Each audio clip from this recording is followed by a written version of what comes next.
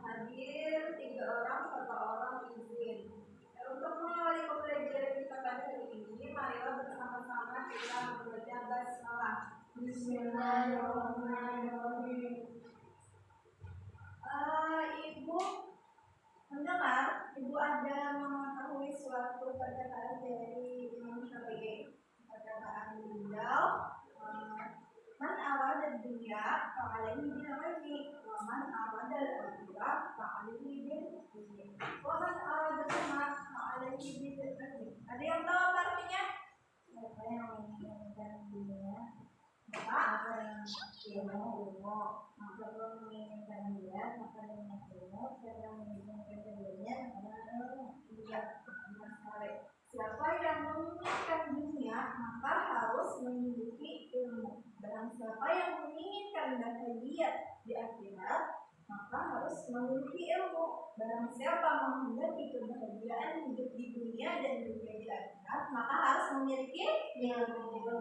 Jadi menuntut ilmu atau memiliki ilmu itu penting sekali jika kita ingin bahagia hidup di dunia dan di akhirat. Nah, maka dari itu sekarang kita sedang menuntut ilmu. Bagaimana? Sudah siap menuntut ilmu? Siap. Siap. Semangat? Semangat. Semangat? Semangat. Ya, semangat. Alhamdulillah. Minggu kemarin kita sudah mempelajari sifat-sifat Allah Subhanahu wa Ta'ala. Ada sifat apa saja? Sifat wajib dari Allah Subhanahu wa Ta'ala, sifat mustahil, terus ada sifat apa lagi? Ya, ada 3 sifat yang ada tiga sifat yang dipelajari, yaitu sifat wajib, sifat mustahil, dan sifat jaiz bagi Allah Subhanahu wa Ta'ala. Sifat wajib itu adalah sifat kesempurnaan yang ada pada Allah Subhanahu wa Ta'ala.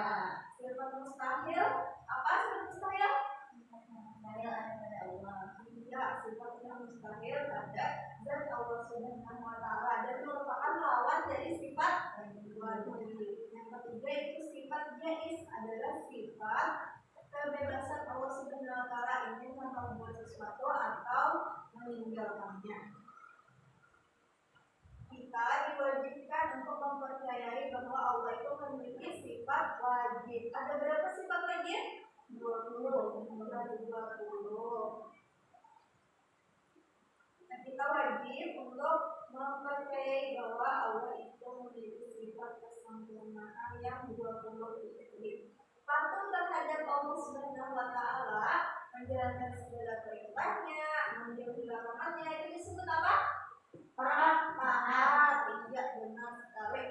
Patuh kepada Allah Subhanahu wa Ta'ala, menjalankan segala perintahnya dan menjauhi larangannya adalah orang yang taat. Jadi hari ini kita akan mempelajari tentang perilaku taat. Jadi tujuan kita mempelajari materi pada hari ini agar kalian memahami pengertian, dalil, contoh dan juga dampak positif dari taat. Setelah kalian itu dapat menceritakan hal terkait dari taat.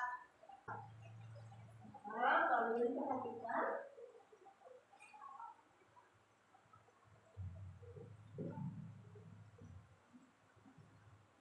Taat. Secara bahasa apa itu taat? Tunduk, patuh, ya. Secara bahasa taat artinya tunduk, patuh dan setia. Secara istilah apa sih taat? Tunduk dan patuh terhadap segala perintah dan larangan yang mengaku.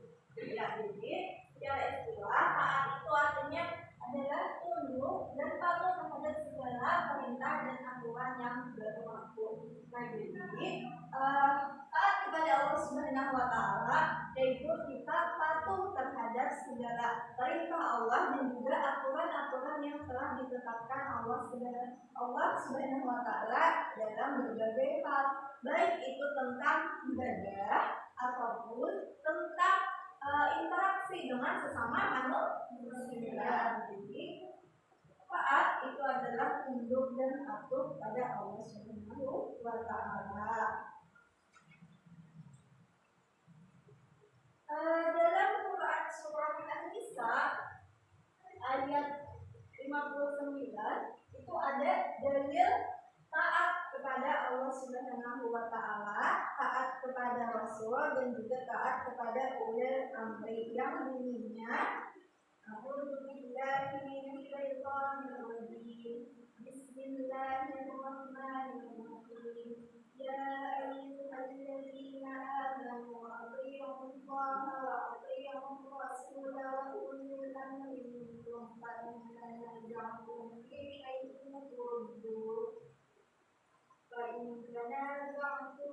shay'in farudduhu ila Allahi wa rasulihi in kuntum tu'minuna billahi wal yawmil akhir dzalika khairun wa ahsanu ta'wila.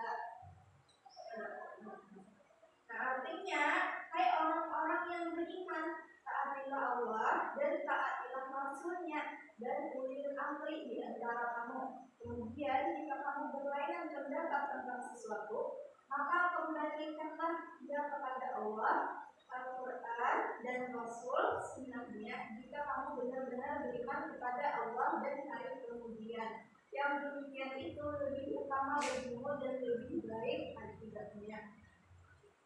Dalilnya terdapat dalam Quran surah An-Nisa ayat 59 ayat 59. Jadi di dalam Quran surah An-Nisa ayat 59 ini ada 3 perintah. Untuk pertama, kita taat kepada Allah. Yang kedua, taat kepada Nabi Muhammad SAW. Terus yang ketiga, taat kepada ulil amri atau pemerintah ataupun pemimpin. Nah, yang pertama, taat kepada Allah Subhanahu wa Ta'ala. Sebagaimana dalam Quran surah An-Nisa ayat 59 itu tadi, Allah Subhanahu wa Ta'ala kita patut untuk kita harus taat kepada Allah Subhanahu wa Ta'ala secara mutlak, tidak ada keraguan untuk taat kepada Allah Subhanahu wa Ta'ala. Taat kepada Allah Subhanahu wa Ta'ala ini adalah utama dan paling utama.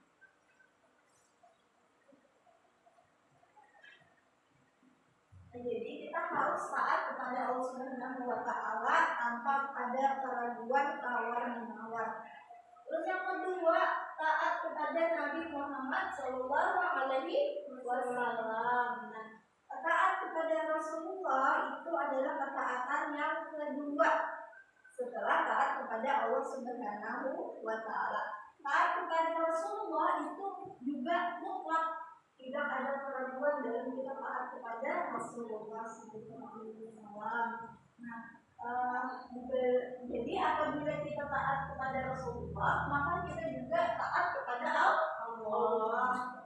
Sebaliknya, jika kita tidak taat kepada Rasul, kita durhaka kepada Rasul, maka juga kita durhaka kepada Allah. Maka kita harus taat kepada Rasulullah dan juga Allah. Karena Quran surah An-Nisa ayat 59 tadi menjelaskan perintah taat kepada Rasulullah itu wajib. Nah, ada sabda dari Rasulullah SAW dari Abu Hurairah dari Rasulullah SAW, beliau bersabda, barang siapa mentaatiku, sungguh dia telah mentaati Allah. Barang siapa bermaksiat kepadaku, maka dia telah bermaksiat kepada Allah. Hadis riwayat Muslim. Jadi apabila kita taat kepada Rasul, maka kita taat kepada Allah. Kalau kita durhaka atau maksiat kepada Rasul, maka kita juga maksiat kepada Allah Subhanahu wa Ta'ala. Terus yang ketiga, taat kepada pemerintah atau ulil amri. Taat kepada pemerintah atau ulil amri ini tidak mutlak, mempunyai syarat tertentu. Apa syaratnya? Ada yang tahu? Syaratnya harus pemerintah tersebut atau pemimpin tersebut harus sesuai dengan Al-Quran dan hadis. Ya, dengan hadis. Jadi sebagai seorang pemimpin kita itu juga diperintahkan untuk taat kepada seorang pemimpin. Ya, pemimpin tersebut taat kepada Allah dan juga taat kepada Rasul. Apabila pemimpin itu tidak taat kepada Allah dan Rasul, maka kita tidak boleh untuk mentaati perintahnya yang bertentangan dengan Al-Quran dan Hadis. Nah, menurut Quraisy Shihab, pada kata ulil amri dalam ayat Quran surah An-Nisa ayat 59 tadi itu tidak menjauhi kata taatilah. Ini menunjukkan bahwa ketaatan kepada ulil amri itu tidak berdiri sendiri, tetapi berkaitan atau bersyarat dengan ketaatan kepada Allah dan Rasulnya. Ketika bertentangan dengan Allah dan Rasul, maka kita tidak menggunakan mentaati perintahnya yang bertentangan dengan Allah dan Rasul.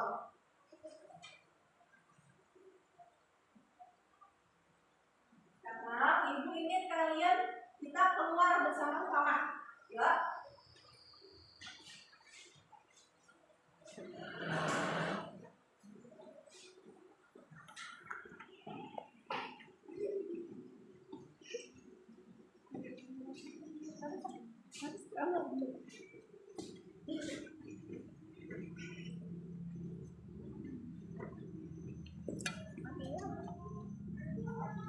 Jangan dimatiin, bagian dari pembelajaran kali.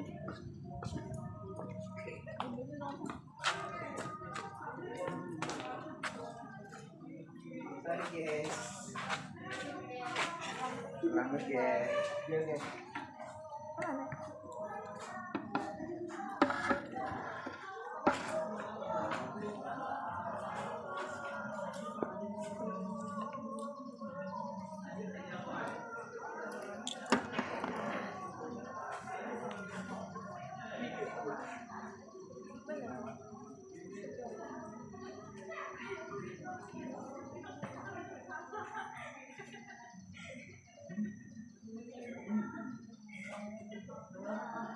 Coba kalian perhatikan di sekeliling kita ini ada apa saja?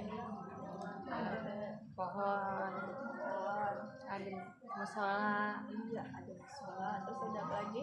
Ada bunga, ada sepeda motor, Ada kelas, ada sekolahan, ada aula, iya. ada awan. Nah, contohnya seperti musola itu adalah tempat sholat. Ya, apabila seseorang melaksanakan sholat, maka ia taat kepada Allah. Barang siapa ia tidak melaksanakan sholat, maka dia tidak taat pada Allah. iya, benar sekali. Terus juga tadi ada yang sekolahan, ya kan? Kita sedang ada di sekolahan. Nah, sekolah itu tempat apa? Belajar. Iya, tempat belajar, tempat mencari ilmu. Ada hadis talabul ilma faridatun 'ala kulli muslimin wa muslimat. Apa artinya, dia yang tahu? Menuntut ilmu itu wajib bagi muslim laki-laki maupun perempuan. Iya, jadi menuntut ilmu itu wajib bagi muslim laki-laki ataupun perempuan. Maka ketika kita datang ke sekolah lalu belajar, maka kita taat atau tidak? Taat kepada Allah Subhanahu wa Ta'ala.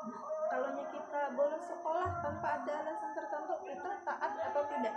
Tidak. Maka kalau kita taat kepada Allah dan Rasul, maka kita jika kita belajar, maka kita taat kepada Allah dan Rasul. Sekarang kita kembali lagi ke dalam kelas.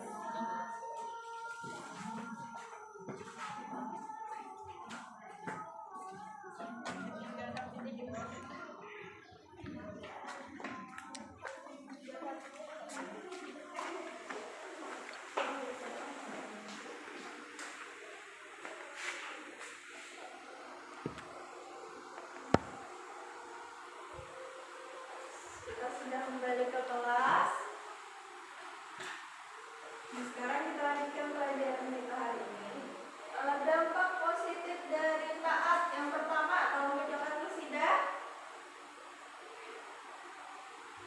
Dampak positif taat yang satu, memperoleh ketenangan batin karena merasa selalu dekat dengan Allah Subhanahu wa Ta'ala. Iya, terima kasih. Yang kedua, nikmat bacaan. Akan dimasukkan ke surga oleh Allah Subhanahu wa Ta'ala sebagaimana janjinya dalam Quran surah An-Nisa ayat 13. Jadi dampak positif dari taat yang pertama memperoleh ketenangan batin karena merasa selalu dekat dengan Allah Subhanahu wa Ta'ala. Jadi orang yang patuh terhadap Allah Subhanahu wa Ta'ala maka dia merasa Allah itu dekat dengan dirinya, merasa selalu diikuti, dilihat oleh Allah Subhanahu wa Ta'ala. Terus yang kedua akan dimasukkan ke dalam surga oleh Allah Subhanahu wa Ta'ala sebagaimana janjinya dalam Quran surah An-Nisa ayat 13. Jadi dalam Quran surah An-Nisa ayat 13 ini Allah menjanjikan bahwa orang yang taat akan dimasukkan ke dalam surga. Sampai di sini ada yang ingin ditanyakan? Tidak ada. Tidak ada. Sekarang Ibu minta kalian mencarikan atau membuatkan contoh dari taat. Bisa taat kepada Allah, Rasul, ataupun pemimpin. Misalnya taat peraturan kampus. Ya, bisa. Ibu kasih waktu 3 menit cukup. Silakan kalian kerjakan.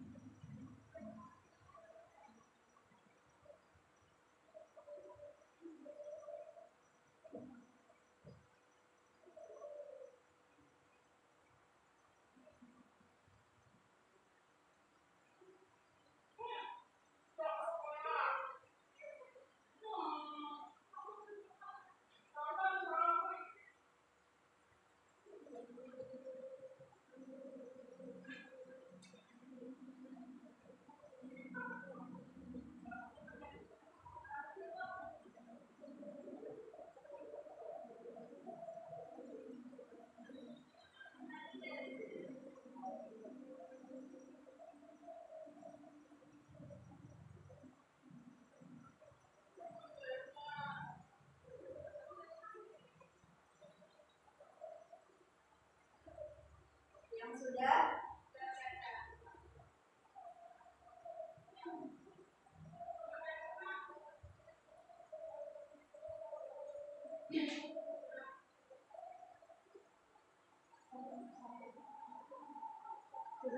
silakan maju.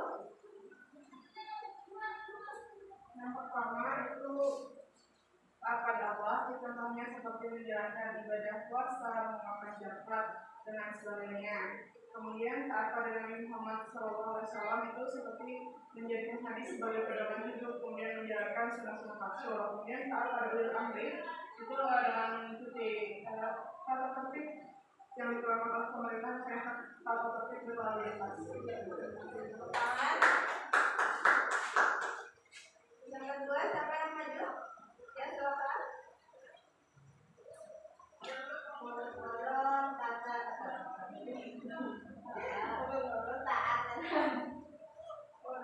Taat terhadap ambil atau pemerintah itu ya tadi dijelaskan oleh dalam sudah tentang menaati peraturan lalu lintas, misalnya satu kerja kita mau dalam mungkin misalnya di jalan tanpa ada lampu merah itu artinya kita harus berhenti, kemudian di tahun ini artinya kita hati-hati dan tidak hijau berjalan, makanya bisa kita tahu dan ada peraturan itu dari kita tahu kepada pria ambil atau pemerintah. Terima kasih. Tangan. Nomor 3, silakan. Sebelumnya taat kepada Allah Subhanahu wa Ta'ala itu ketika kita sudah balik atau sudah berapa kalau kita melaksanakan salat di waktu, berpuasa pada bulan Ramadan, dan apabila kita mampu untuk melaksanakan haji, maka kita harus melaksanakannya. Depan.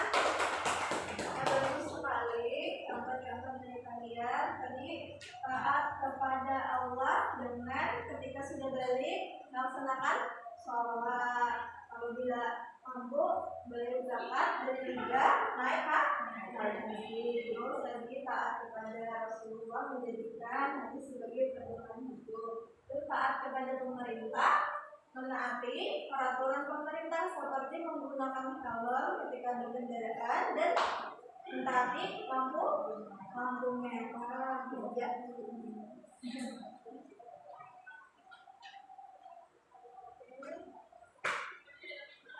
Nah ini ibu punya suatu permasalahan.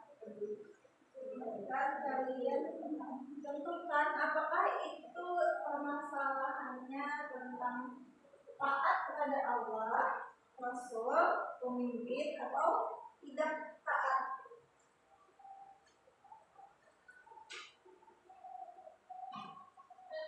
Ingin maju? Ya silakan. Masalahnya adalah ketika sendirian tidak melaksanakan sholatnya, artinya itu tidak taat kepada Allah karena tidak melaksanakan perintah Allah. Iya, terima kasih. Jadi ketika sedang sendirian tidak melaksanakan sholat, artinya ia hanya takut pada sesuatu, misalnya takut dengan orang tua, karena kalau yang tidak mengerjakan sholat akan dipukul oleh orang tua. Maka ketika sendirian dia tidak sholat. Nah ini adalah contoh orang yang tidak taat. Terus selanjutnya ada yang maju. Ya silakan.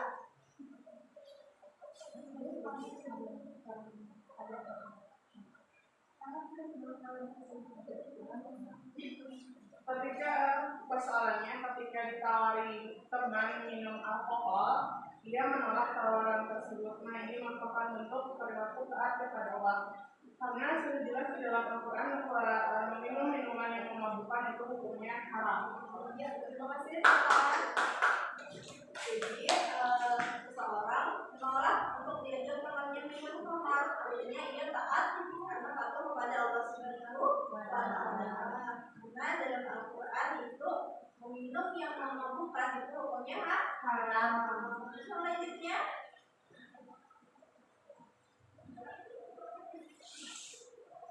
Seorang RT mengajak warga bermain judi itu adalah perilaku yang tidak taat kepada Allah Subhanahu wa Ta'ala karena perbuatan tersebut adalah haram. Karena judi itu menggunakan uang. terima kasih.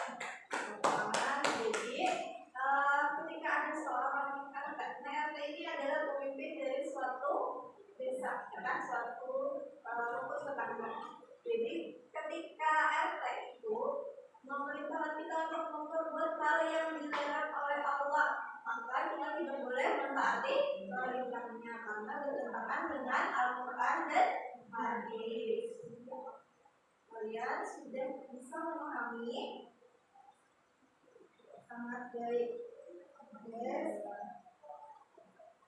Kalian masih ingat atau pernah menemui permainan seperti ini? Masih belum SD.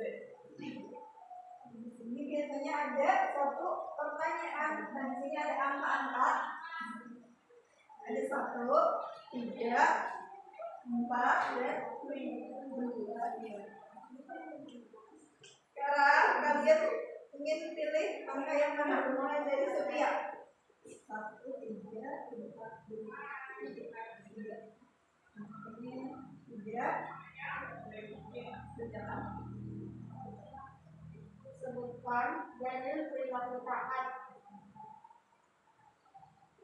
yaitu dalam Quran surah An-Nisa ayat 59.